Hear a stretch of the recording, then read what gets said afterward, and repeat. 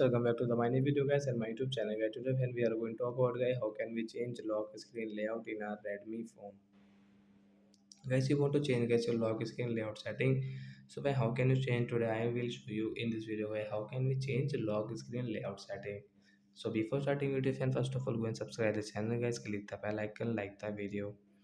So when first of all guys we will on our phone setting to change the lock screen layout. Then guys scroll it fence. You can see guys your lock screen settings. So guys click on your lock screen setting and guys click on this lock screen clock format guys, tap here. As you can see lock screen layout setting as you want to change, you can change from here like that. So example guys we will change into this one, and guys you like that one, so guys tap here and come back.